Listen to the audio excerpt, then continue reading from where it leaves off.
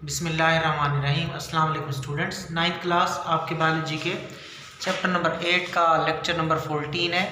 और बेटा आपका आज का टॉपिक है गैस्ट्रिन। ठीक है, ये एक हार्मोन है जो स्टमक में बनता होता है। ठीक है, और इसका काम गैस्ट्रिक जूस की सिक्रीशन को बढ़ाना है।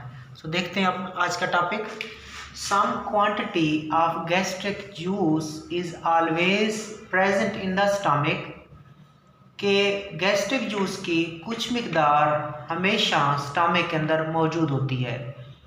गैस्ट्रिक जूस की कुछ मिकदार स्टमक के अंदर हमेशा मौजूद होती है। ये गैस्ट्रिक जूस एक रतूबत होती है जो कि गैस्ट्रिक ग्लैंड की होती है। किसकी होती है बच्चों? गैस्ट्रिक ग्लैंड्स की होती है। गैस्ट्रिक ग्लैंड्स, उसकी जो रतूबत होती है उसको गैस्ट्रिक जूस कहते हैं। When bite is in oral cavity, जब जो बाइट होती है, नवाला होता है, वो ओरल कैविटी में होता है। Brain send messages to the stomach wall, तो ब्रेन क्या करता है? स्टमक वाल को मैसेज भेजता है। जब हमारी बाइट ओरल कैविटी में होती है तो जो दिमाग है वो स्टमक को पैगाम भेजता है। क्या पैगाम भेजता है? To secrete some gastric juice, के स्टमक गैस्ट्रिक जूस खारिज करो। सो जब बाइट हमारी ओरल कैविटी में होती है तो दिमाग स्टमक को पैगाम भेजता है कि आप गैस्ट्रिक जूस खारिज करें।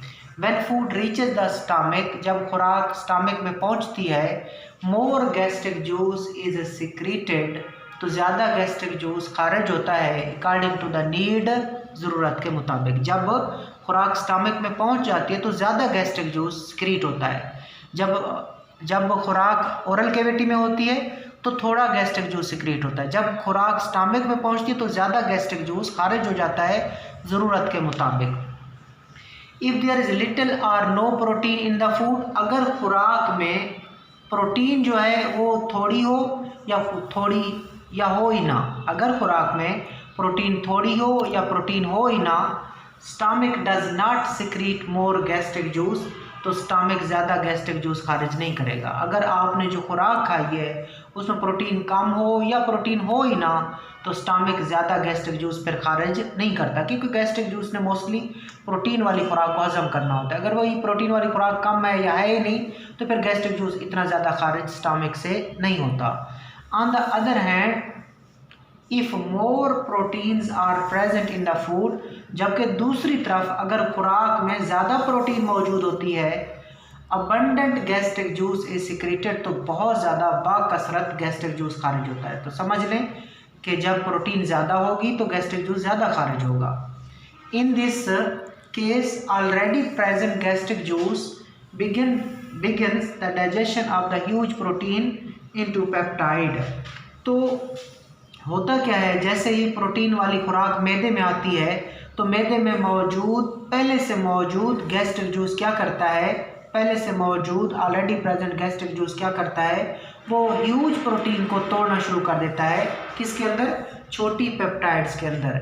These peptides stimulate some cells of stomach wall, ये जो पेप्टाइड्स होती हैं ये स्टमक वाल के सेल्स को स्टिमुलेट करती हैं।